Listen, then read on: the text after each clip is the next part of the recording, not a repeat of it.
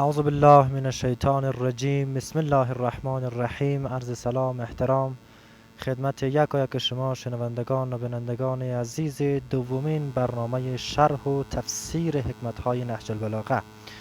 در این برنامه خواهم خدمت شما عزیزان دومین حکمت پر محتوای نهج البلاغه را خدمت شما توضیح و تشریح کنم.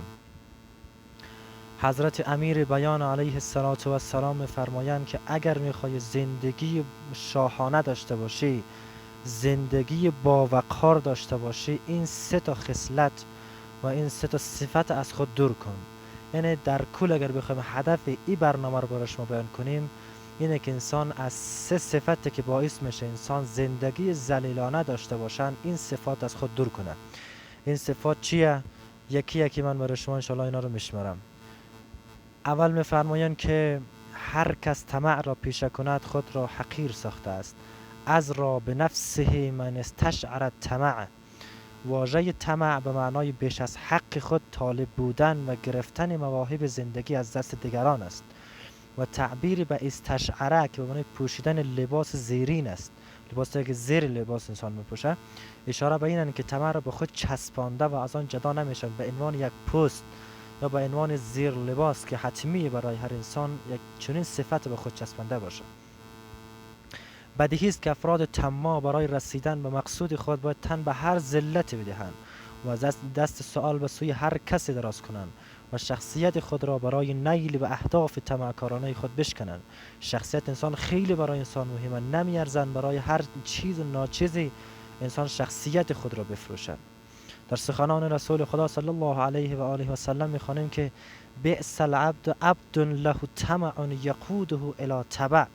یعنی یک چیز صفتی که انسان باعث بشن از توسط اون طمع به سوی تبع، به سوی پیروی کردن، به سوی دنبال روی کردن هر کس ناکس انسان بره. در حدیث دیگر از رسول خدا درباره خطر این صفتی مذموم مخصوصا برای علما و دانشمندان وارد شده است که فرمود ان الصفات الظلال الذی لا تثبت علیه اقدام. یعنی طمع صفت است که انسان قدمهایشان از دست میدن، ثابت قدم نمیمانند. و عجیب این که هنگامی که طمع فزونی یابد کارهای از انسان سر میزنه، کاملا احمقانه است. شبیه اون چه درباره طماع معروف عرب به نام اشعب نقل شده که بسیاری از اوقات هنگامی که راه میرفت دامن خود را با دست میگرفت و آن را در برابر آسمان باز نگه میداشت و میگفت شنیدم بعض از پرندگان در حال پرواز تخم میگذارند، شاید تخم آن پرنده در دامن من بیفتد. اینو میگه طمع. و یا نقل میکنند هنگام گروهی از کودکان او را در کوچه و بازار آزار میدادند، برای پراگنده ساختن آنها گفت شنیدم در فلان خانه حلوا پخش میکنند. بچه ها به سوی آن خانه دویدند، ناگهان دیدند خود اشعب نیز به سوی آن خانه میدود. گفتند تو چرا؟ گفت شاید حرف من درست باشد. این داستان خواه واقعیت داشته باشه یا نه فقط اشاره به کارهای ننگاور است که انسان به جهت طمع انجام میدهند، که انسان به اون دروغی خودش میگن بازم باعث میشه که بالای اون دروغ خودش هم اعتماد نداشته باشه. اصلا اعتماد به نفس، اعتماد به گفتار، اعتماد به شخصیت خود از دست بده. در نقطه مقابل طمع قناعت است که سبب عزت آدمی میشه، سبب شخصیت سازی انسان ها میشه، سبب مقام و منزلت انسان ها میشه. همون گونه که امیر مؤمنان فرموده عز من قنع، اون کسی که قناعت پیش کنه عزیز خواهد شد. و گفته شاعر آز بگذار و پادشاهی کن، گردنی به طمع بلند بود. یعنی میخوای گردن گشاده داشته باشه، گردن با وقار داشته باشی، طمع نکن، آز نداشته باش. این نکته اول که اگر میخوای زندگی ذلیلانه نداشته باشه، صفت طمع از خود دور کن و هر سطحی که باشه، ولو در ابتدایی باشه یا متوسط یا خیلی بالا، هر کدامشون برای انسان ها خطر آوره. صفت دوم می‌فرمایند کسی که سفره دل خویش را نزد این و آن بدون هیچ فایده باز کند و مشکلات خود را فاش سازد، رضایت به ذلت خود داده است. می‌فرمایند و رضی بالذل من کشف عن ضره.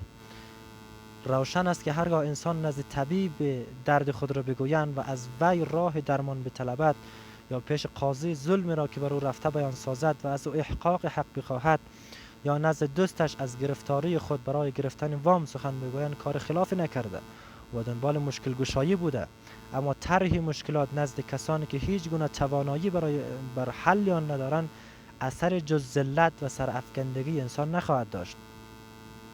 یک از مشکلات اجتماعی فعلی ما امینه که انسان ها با اون کسانی که واقعا صلاحیت دارن، واقعا لیاقتش داره، با اونا مشورت نمیکن. وقتی دردمند میشن به جایی که برن دنبال طبیب میرن دنبال تجار، دنبال متروان. وقتی که بخوان که یک موتر بخرن اون وقت میره با یک انجینر مشورت میکنه. هر کسی با اون صفتی که باید باهاش مشورت کنه مشورت نمیشه. از اون خاطر امام علی علیه السلام میفرمایند که اگر میخوای زندگیتون دچار مشکل نشه، در زندگی خود زندگی واقعا زندگی داشته باشی، هر وقتی با مشکلی مواجه شدی نزد هر کس ناکس نرو، نزد کسی برو که لیاقت داشته باشن تو سر خدا با او بگی، نزد کسی برو که حداقلش یک راه کوچیکی برای تو نشان میدن. نه اینه که نزد کسانی بری با کسانی مشورت کنی، با کسانی اون راز دل خود بگی که درد تو رو چند برابر کنه، به جایی که راه را به تو نشان میدن راه از او راه قبلی کردن پیچیده تر نشان میدن.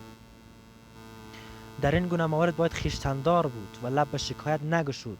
خود انسان از اینه که با کسی مشورت کنن که چندین برابر کنه مشکل گنده تر کنه از قبلش، امر با انسان با خودش امر نگه داره برش بهتره. این نکته دوم که با کسی مشورت کن که لیاقتش داشته باشه. نکته سوم، امام علیه السلام میفرمایند کسی که زبانش را بر خود امیر سازد شخصیتی او تحقیر می شود. و حانت علیه نفسه من امر علیها لسانه. منظور از امیر شدن زبان اون است که از تحت کنترل عقل و فکر خارج شود و هر چه بر زبانش آمد بگوید.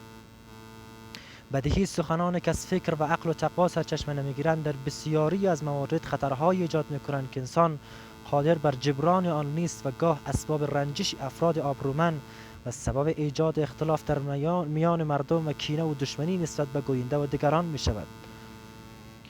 در حدیث دیگر در سلسله همین کلمات قصار میخوانیم که من کسر کلامه کسر خطاؤه. کسی که زیاد سخن گوید اشتباهات زیادی خواهد کرد و این خطای بسیار باعث تحقیر و بی ارزش شدن او در نظرها می شود. کوتاه سخن این که انسان عاقل باید زبانش را در اختیار عقلش قرار دهد، نه این که عقلش را در اختیار زبان، که اولی مایه سعادت است و دومی اسباب حقارت.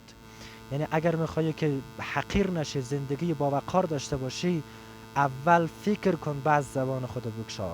نه اینه که اول بگویی بعد فکر کنی، چون سخنی که از دهن میبراید همان تیر است که از کمان میبراید. اول هدف را بگیر بعد تیر رها کن، نه اینه که اول تیر رو رها کنی بعد ببین که کدام هدف بخوره. این معنا نداره. اول انسان باید که فکر کنن که من همین سخن بگویم یا نه، اگر موردش بود بگوین، اگر نبود به گفته سعدی خاموشی و سکوت بهتره. شایان توجه صفات سگانه نکوهیده را که امام در این بیان کوتاه ذکر کرد، یکیش طمع، دو فاش کردن ناراحتی ها نزد هر کس و سوم امیر ساختن زبان بر خود، هر سه در این جهت مشترکند که سبب ذلت و خواری انسان ها می شوند و این هماهنگی در اثر سبب شده است که امام علیه السلام هر سه را کنار هم قرار دهند. پس دوستای عزیز کوتاه سخن برای شما بگویم که اگر میخواین زندگی شاد و خرم داشته باشین، این صفت سگانه را از خود دور کنین. طمع نداشته باشین، یک. دوم با هر کسی ناکسی راز دل نکنین و سوم اینه که اول فکر بعد سخن بگوین. انشالله که این برنامه براتون مفید واقع شده باشه. تا برنامه بعدی خداوند متعال سپردیم. خدا یار و نگهدارتون.